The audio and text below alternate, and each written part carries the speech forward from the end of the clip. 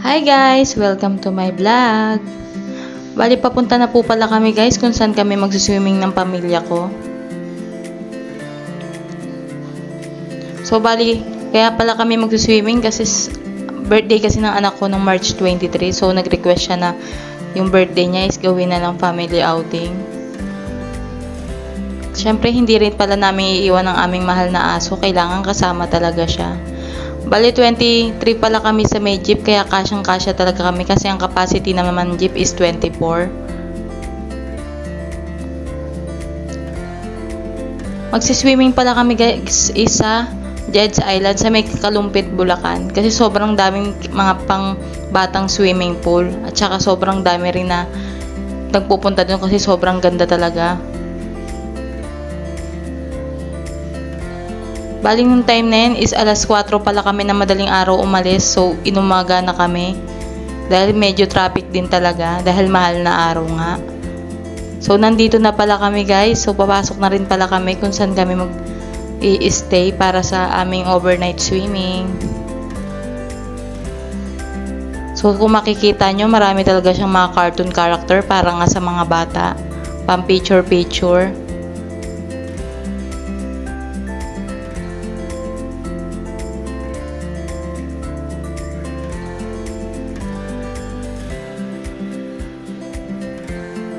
Sa mga nagtatanong kung magkano yung entrance dito is pag daytime guys 6 to 4 AM ang daytime mo, ang pambata is 169, ang pang-adult is 199. So pag mag-overnight ka is ang magiging entrance mo is 219 sa matanda is at sa bata pala is 189 pesos. So magkano lang pala yung dinagdag, 'di ba? 20 pesos lang yung dinagdag, ay overnight ka na. Sa mga nagtatanong kung may add pala kapag nag-overnight ka, yes po, bali ang babayaran mo dun is yung cottage na lang. Hindi ka na magbabayad ng pang another entrance mo, yung cottage na lang yung babayaran mo for overnight.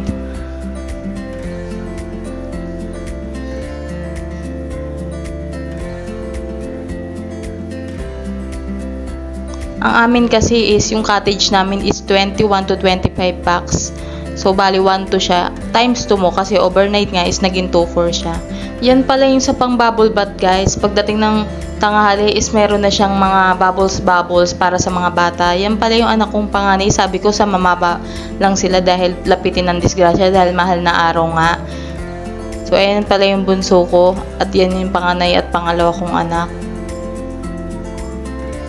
Yan din yung octopus na sliding nila. Pambata rin yan guys. At so you can see, ang makikita mo is hanggang balakang lang nila. Super sulit talaga ng mga swimming pool dito. Kasi bukod sa mura na nga yung entrance, is sobrang ganda pa talaga.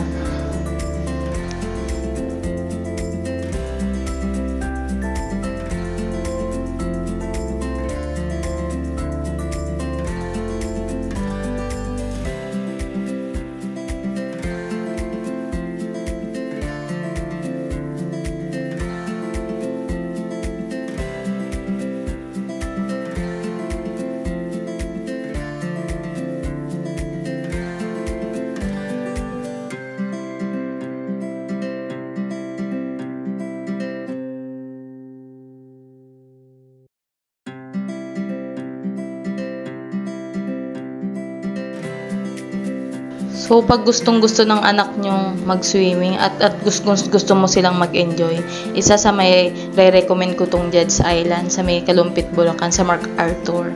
Sobrang ganda talaga, sobrang daming pools, kaya hindi mapupuno yung pools at hindi kayo magsisiksikan sa isang pool kasi sobrang dami talaga. At sobrang linis ng tubig. Hindi ka makakakita ng tubig dyan na sobrang itim na talaga. Araw-araw din pala nilang nililinisan yung pool guys. Kaya sobrang sulit talaga yung pag-swimming mo dyan. Sobrang linis ng tubig. Bali, second time na rin pala namin pumunta dito sa Jed's Island. Yung last na swimming namin dito is 2022. Hindi mo pa talaga mag-enjoy yung bunso ko nun, gawa na magdadalawang taon pa lang siya. Pero ngayon sobrang enjoy na enjoy siya. Mas maganda ngayon i-compare mo sa dati kasi nung dati kasi is nire-renovate pa siya kaya sobrang konti lang din ang naka-open na full ngayon. So, marami na yung naka-open kasi nga natapos na yung renovation.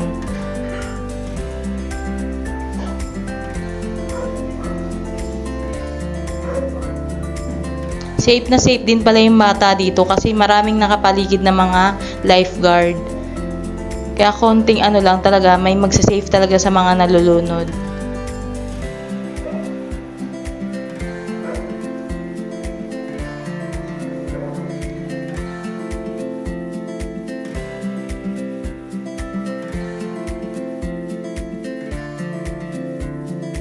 Ang kinagandahan din pala dito guys, pag overnight ka is may mga pa-concert sila.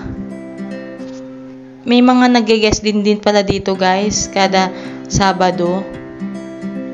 So, yan pala yung mga pa-concert nila. Tapos may mga pa-ilaw-ilaw pa sila pagdating ng gabi. Sobrang ganda talaga guys, kaya punta na kayo sa May Kalumpit, Bulacan, Mark Arthur. Thank you for watching. See you in my next vlog. Bye!